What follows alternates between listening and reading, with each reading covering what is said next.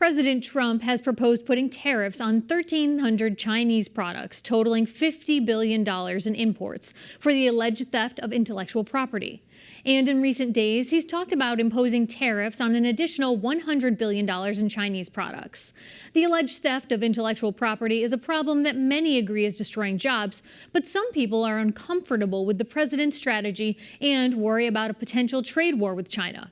Carolee McGrath sat down with John Rogers, professor of economics at American International College, to learn more. For many years, President Donald Trump was an advocate for a tougher trade policy. So this is very consistent with his views, and when he declared his presidential candidacy, this was one of the issues that he campaigned on. So I guess it's not a big surprise that he would like to get tough with China. And his concern is that we import a lot from China. We don't export anywhere near as much as we import, so we have a trade deficit, chronic trade deficit with China.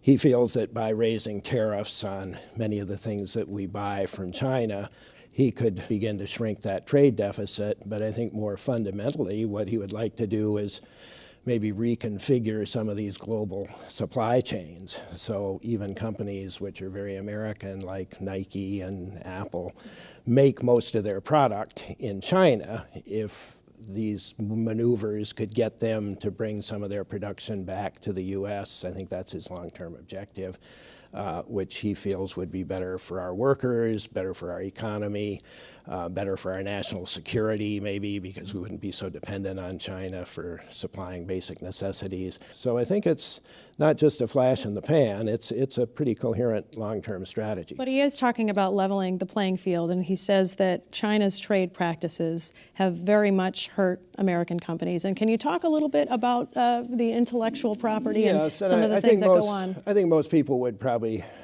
tend to agree with him on that. There is an issue with intellectual property, just basic stealing of a lot of trade secrets.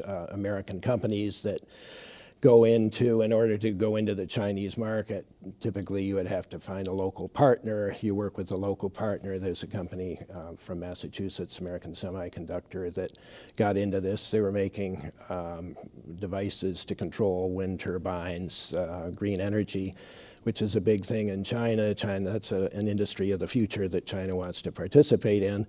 So they use that as an opportunity to access the technology. As soon as they got a hold of the technology, essentially stole the access codes to those semiconductors.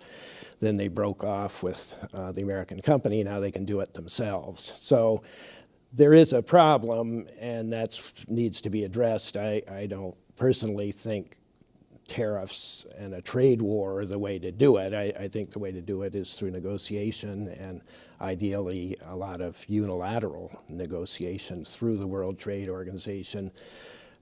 I thought it would have been a good idea to move forward with the Trans-Pacific Partnership, which is all the countries around the Pacific who were going to get together and deal with things like intellectual property. China would have been the odd man out at that point. They would have wanted to get in. In order to get in, they would have had to sign on to these intellectual property protections.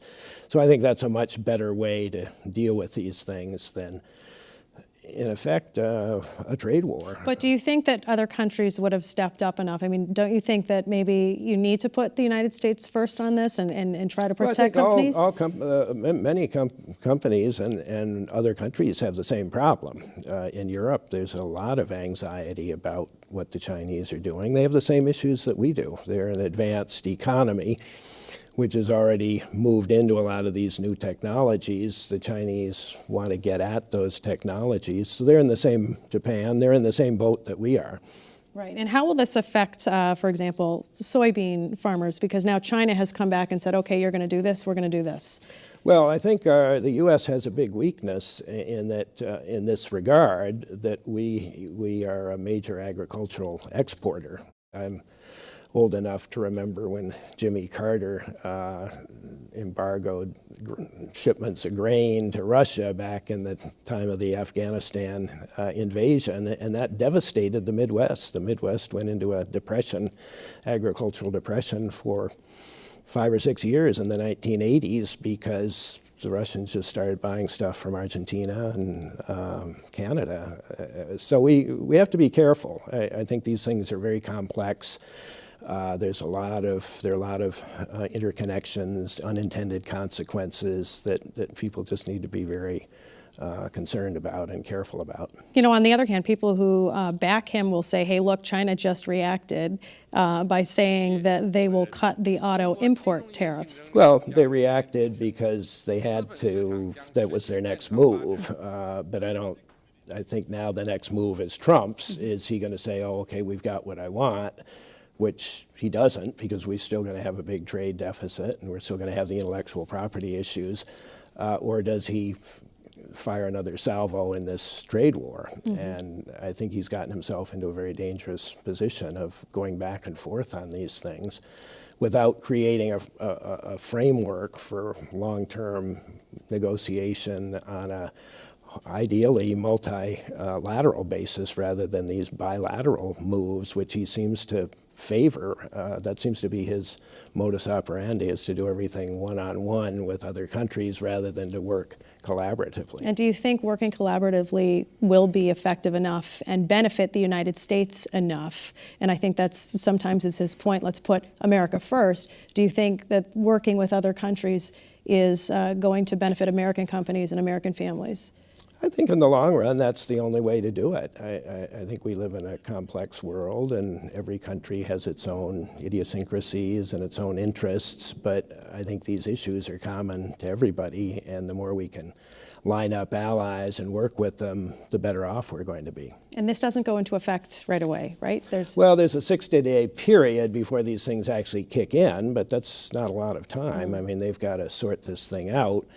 And I'm sort of puzzled as to why they're doing all this in anticipation, just ahead of the North Korea negotiation, where I thought China was supposed to be a key player in that whole negotiation. So to me, the whole policy, quite frankly, I think it's based on a lot of misunderstanding of how the global economy works and what's good for it in the long run. And I think Trump has surrounded himself with some advisors, Peter Navarro and Robert Litzheiser, who are they're very committed to this, what economists call mercantilist idea, that every country really needs to fight for itself. It's sort of it's a zero-sum game. Trade is a zero-sum game. I think trade is a positive-sum game, and you need to collaborate with other countries. But these are people who have that point of view, and it coincides with the president's point of view. So I think it's more fundamental than just a kind of a spat or a muscle flexing exercise. I think this is a basic point of view that they have about how the global economy should be restructured.